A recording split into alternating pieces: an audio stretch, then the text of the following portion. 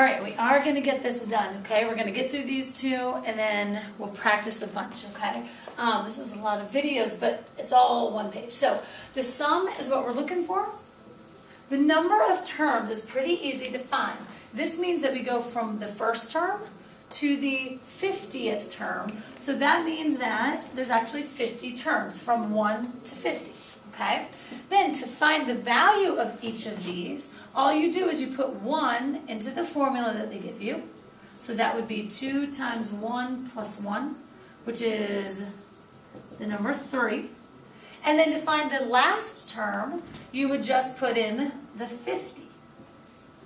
Again, it's kind of like a function. You put in the 50.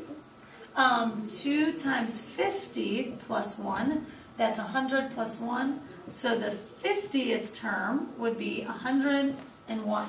So you use this little formula right there, that little function is kind of what it is, to find these values of the first term and the last term. Okay, so instead of it being given to you in a list, or instead of having to find it with the formula, you can actually just put the first term in, the 50th term in, and it'll crank out both of those for you. You could go from 1 to 50. I've seen students do it, but really, if you get the key numbers, you can just put it into the formula. So the sum of the 50 terms, because that's the highest, is 50 divided by 2, and then times 3 plus 101. Okay, so really that's just 25 times, that's 25 and that's 104. So 25 times 104 is 2,600.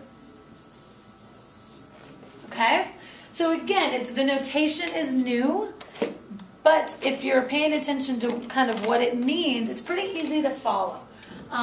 So this one means we're going from one term, the first term, to the 10th term, and to sum it up. This automatically means sum. That symbol, that sigma, means sum. So I jump straight here. Sn, the number of terms.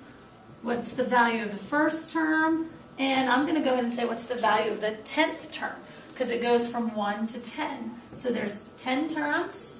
We're looking for the sum. So if I put a 1 in right here, that's a half times 1. So the first term is a half.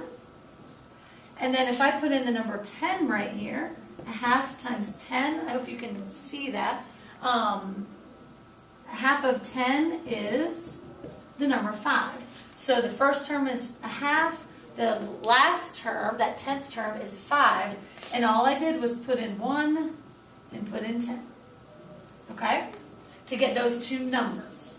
So now we just turn to the formula. The sum of the 10 terms, so I can get the 10 terms and then we add them all up, is 10 divided by 2 times a half plus 5.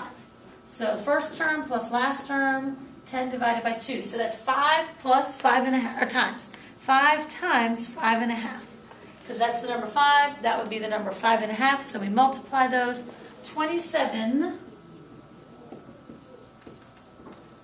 and a half. Okay? So that is how we read this to plug it into the formula. Again, these little formulas there just tell you how to find the first term and the last term. Put in 1 for the first term, put in whatever this top number is for the last term. It doesn't always start at 1, but we'll talk about how to, it's very, very similar, and how to use it if it starts at 2 or 3 or 0 or something like that. Okay? So that is the sum formula of all arithmetic. Okay? So just a bunch of formulas and knowing what each one means. Now we're good. And we're going to take a break, okay?